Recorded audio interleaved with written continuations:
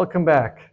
If you were watching the video on how an airplane turns, now I'm going to demonstrate the maneuvers that lead you to to improve your turns and to master the steep turns maneuver in particular. So I'm going to note my heading, and my reference is going to be, well, it could be these fields over there or those mountains. Yeah, those mountain peaks over there. I'm going to start with the first maneuver out of three. First, I'm going to do a Dutch roll, then an undulating turn, and finally, I'll show you a steep turn. So for all this, I'm going to start from cruising configuration. I'm going to run my CHAPS checklist, do my clearance turns, clear to the left and the right, turning left first, 20 degrees of bank. I'm going to use these clearance turns to trim my aircraft for hands-free. See how it wants to climb at 7,500, sort of 550 right now. And as I clear, I'm looking for other traffic and terrain obstacles. I'm looking for a cloud clearance and making sure that I'm not in anyone's airspace or at some airway that interfering with some airway.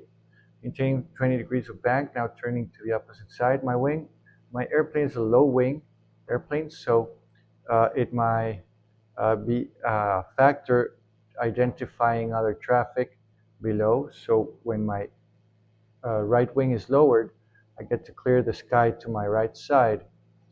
And when the left wing was lowered, I got to clear the sky to the left side. Okay, now I'm gonna establish my heading to those fields over there and those mountain peaks down past the fields. And I'm gonna start with Dutch rolls. LA Center, Archer 6393 Charlie, maintain 7,500, Dutch rolls. Maneuvering Dutch rolls. LA Center, how do you hear? Charlie, contact Bakersfield approach 118.8. Over to Bakersfield approach on 118.8, Archer 6393 Charlie. 118.8. We're 32 from Bakersfield.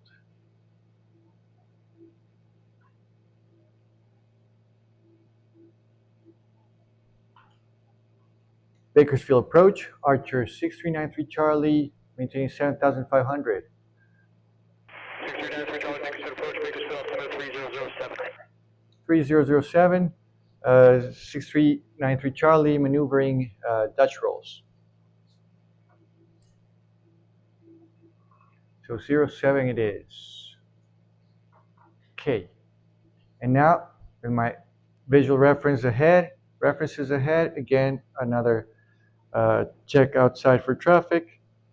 And Dutch rolls consist on rolling in and rolling out of the turn without phase two. Remember the three phases of the turn: entry or roll in, the turn itself. We're not going to do the turn itself, just right after the entry, roll out to the opposite side. So I'm going to turn to the left, 30 degrees of bank, then roll out to the right, 30 degrees of bank, and back and forth twice, and that's going to be it for this exercise.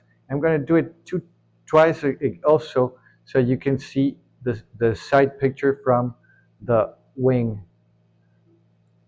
But first from the nose. Maintain 7,500. My reference is ahead. Clearing left, rolling left.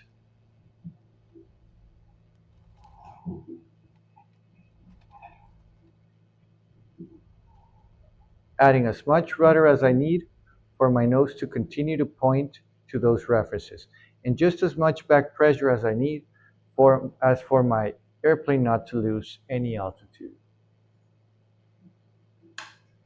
Increase the mixture a little bit just in case, and add my fuel pump and my landing lights so I'm not more conspicuous to some other traffic. And now my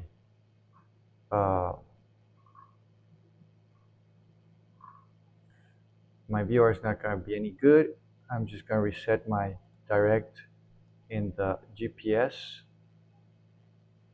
And now it's giving me a track of 046. But I'm going to continue on this heading because of my visual references. I'm just going to note that into 030. Okay.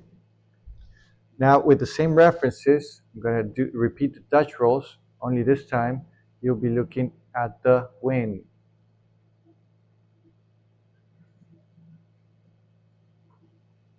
Clearing left, rolling left. Left aileron, left rudder, right aileron, right rudder. Left aileron, left rudder, right aileron, right rudder. Left aileron, left rudder, even to recover to wings level, and that's it. And maintaining 7,500 feet. So that's what Dutch rolls looks like. You don't want to overdo it in flight because your instructor could get seasick or air sick if you want. Well, you don't want that. Okay. After Dutch rolls, Bakersfield approach, Archer 6393 Charlie, maneuvering medium turns.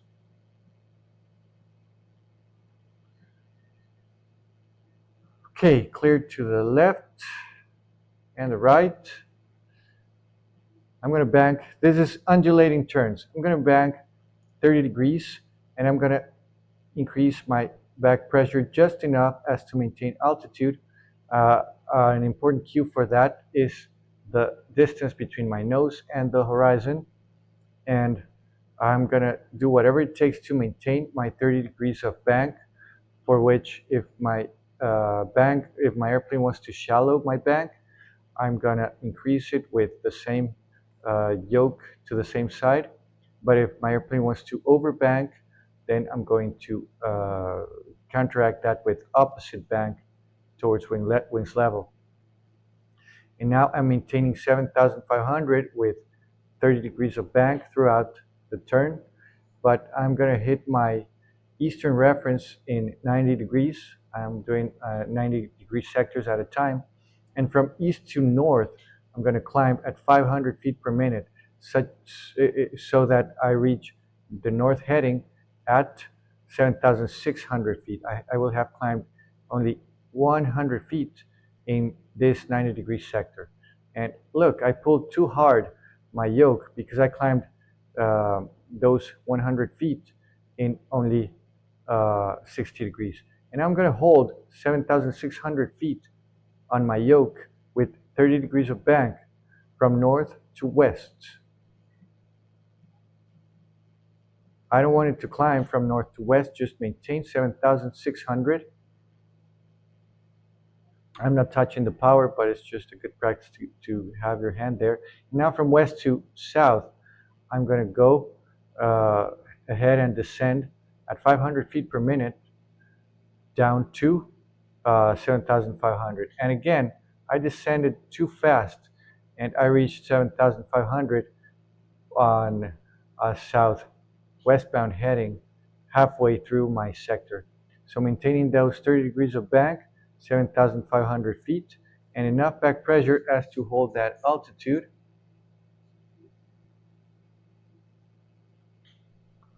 Now on eastern heading, I'm going to start pulling backwards just a tiny bit as to climb at 500 feet per minute so that I reach my northern heading at 7,600.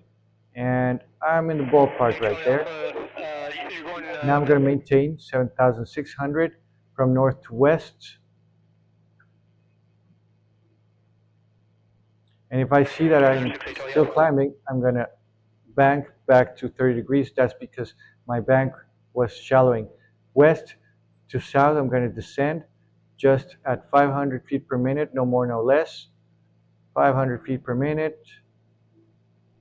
This exercise is excellent to give you a real sense of how much is enough back elevator pressure. And now that I reach south at 7,500, I'm going to maintain 7,500 from south to east again. And when I'm on east heading, I'm gonna level my wings, anticipating by about 15 degrees. And there it is, I'm heading east, maintaining 7,500.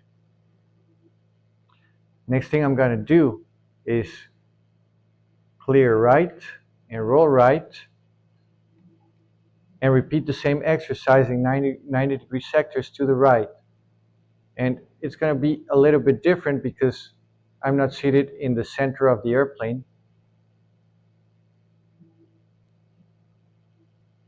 7,500, and that's my south sector. I'm going to continue to maintain 7,500 in this one. I just want to feel how much back pressure I need with 30 degrees of back. Now here's my west heading. I'm going to start climbing at 500 feet per minute, maintaining my 30 degrees of back, so that my next cardinal reference on north heading finds me at 7,500, at 7,600. No, it didn't. I didn't climb. So I'm going to maintain, well, 7,600 from north to east. So finish that climb. Come on. And actually maintain 7,600 from east to south now. You have to adapt this maneuver and adapt your cardinal points throughout the maneuver according to the performance of your student. It's a little bit hard to find how much you exactly need, but there it is, southbound heading 7,600. Now I'm going to let my nose come down to a 500 feet per minute descent, so that when I'm heading westbound, westbound finds me at 7,500. There it is, westbound 7,500. This was a little better. Now I'm going to maintain from west to north 7,500. 30 degrees of bank, right aileron, right rudder.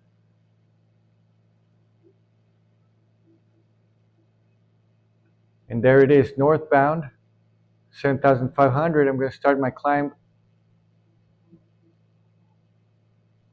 30 degrees of bank, northbound, climb at 500 feet per minute.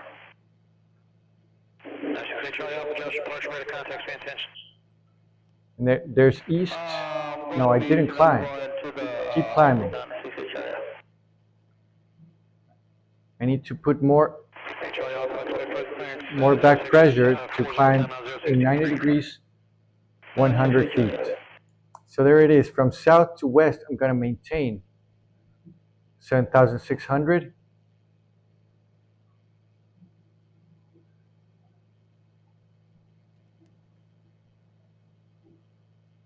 And then from west to north, I'm going to descend.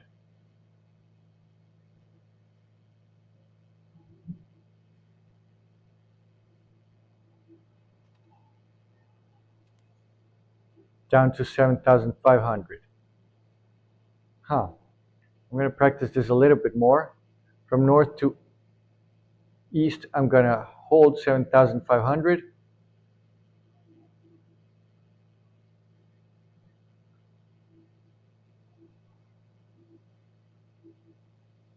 There it is. And from east to south, I'm going to climb at 500 feet per minute. Just there.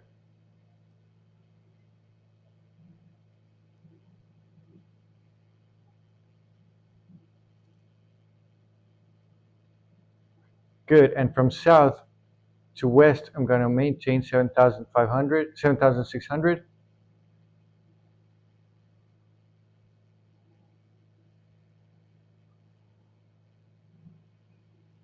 Beautiful.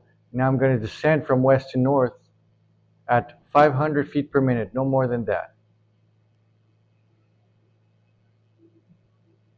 So this gives me a feel of how much back pressure I need.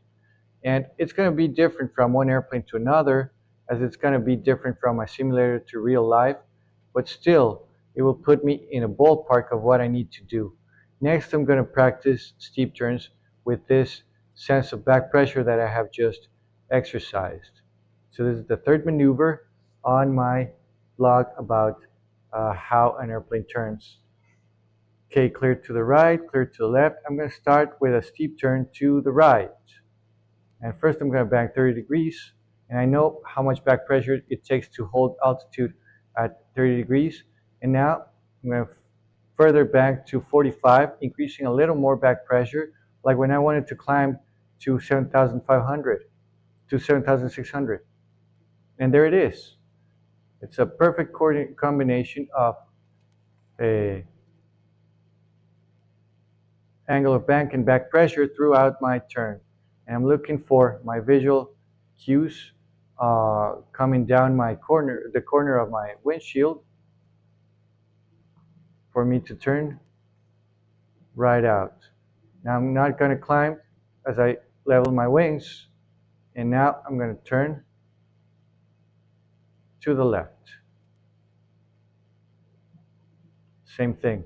Now knowing how much back pressure is actually required to hold altitude.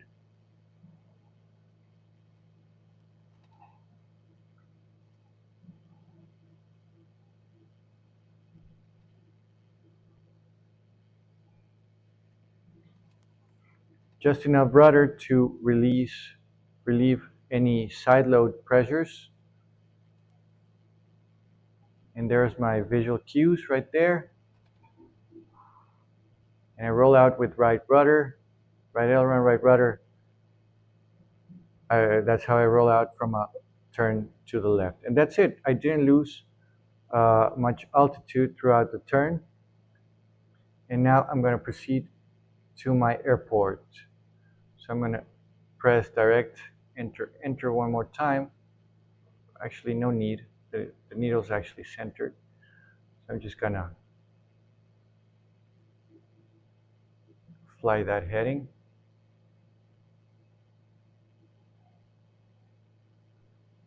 030.